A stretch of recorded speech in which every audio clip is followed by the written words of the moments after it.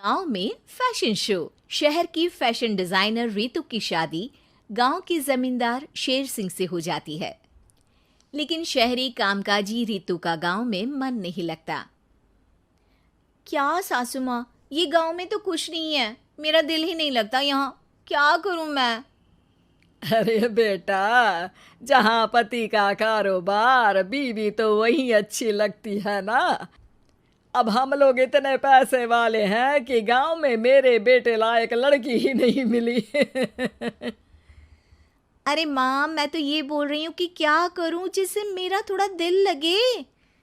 अरे बेटा, मैं भी शहर की थी। यहाँ आकर मैंने गांव में स्कूल खोल लिया।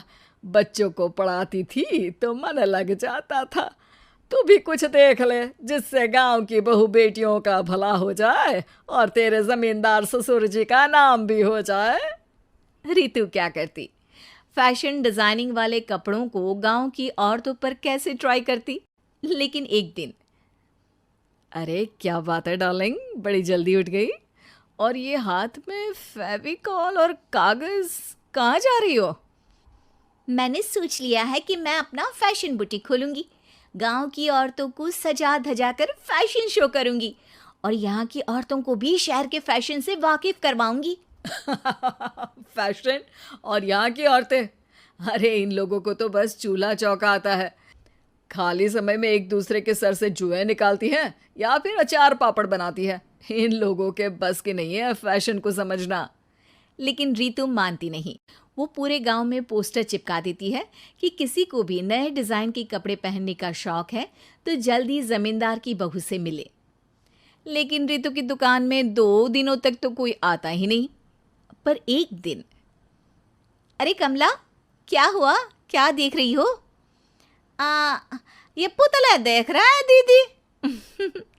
क्या दिख रहा है इसमें ऐसा? अब देखो तो दीदी, ये पुतला मेरे जैसा ही है ना, पतला दुबला लंबा, बस मैं काली और ये गोरा। तू ये बता, इस पुतले के कपड़े तुझे कैसे लग रहे हैं? अरे कपड़े तो बहुत ही सुंदर है दीदी, लेकिन तू ना बस कल इसी समय आ जाना और अपने जैसी 2-3 और को भी ले आना। अगले दिन कमला 2 लड़कियों को लेकर आ जाती है। रितु उन लोगों को अपने हाथ के सिले कपड़े पहनाती है और घर भेज देती है। उन लोगों को गांव की दूसरी औरतें भी देखती हैं। और फिर क्या, अगले दिन रितु जब दुकान खोलती है तो सामने बहुत सी औरतें उसके बनाए डिजाइनर कपड़े पहनने को तैयार खड़ी होती हैं। तुम लोगों को कपड़े के साथ ही हल्के मेकअप और स्किन केयर की भी क्लास देनी पड़ेगी। रितु गांव की औरतों को फैशन का ज्ञान देने में लग जाती है। एक दिन रितु का पति कहता है, अरे रितु, तुम्हारी फोटो पेपर में आई है।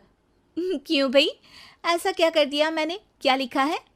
अरे लिखा है गांव में होगा अब फैशन वीक। अरे हाँ, कल ना कोई फ़ोन आया था मीडिया वालों का, तो मैंने भी बोल दिया कि फैशन शो तो अब गांव में होगा। लग रहा है उसी की खबर बना दी है। तभी रितु को एक फ़ोन आता है। हेलो, कौन बोल रहा है? जी मैं काम्या बात कर रही हूँ, लुक में फैशन वीक से। हम लोगों ने आपका काम देखा। हम शहर वर्सेस गांव का फैशन थीम में एक फैशन शो आपके गांव में करना चाहते हैं। अरे वाह, ये तो बहुत ही अच्छी बात है। मैं अपनी मॉडल्स के साथ शो में हिस्सा ज़रूर लूँगी। बस अब क्या था, वो दिन भी आ जाता है जब रितु की गांव की गोरी शहर की छोरी के साथ स्टेज शो में हिस्सा लेती हैं। शो के बाद, अरे आपकी वो जो कलेक्शन है ना, मैं उसकी पूरी सीरीज खरीदना चाहती हूँ। सच में आपने वो कपड़े डिजाइन करे जो आज के लोग आसानी से घर और बाजार में पहन सकते हैं। और बजट में भी है। हम भारतीयों के लिए तो ये डिज़ाइन बेस्ट है जी। वैसे आपने क्या सोचकर ये कपड़े बनाए और आप इसे कितना आगे और लेकर जाना चाहती हैं? औरतें और फैशन एक दूसरे के पर्यायवाची है। तो ये किसने कहा कि गांव की औरतों को डिज़ाइनर कपड़े पहनने का हक नहीं? मेरा मानना है कि शौक सभी औरतों में होता है। ज़रूरत है तो बस उसे जगाने की, उनके हिसाब और बजट के कपड़ों की, जो मैंने बनाए और सबको पसंद भी आए। अब रितु का गांव हर जगह प्रसिद्ध है, ना सिर्फ रितु के लिए बल्कि वहाँ की औरतों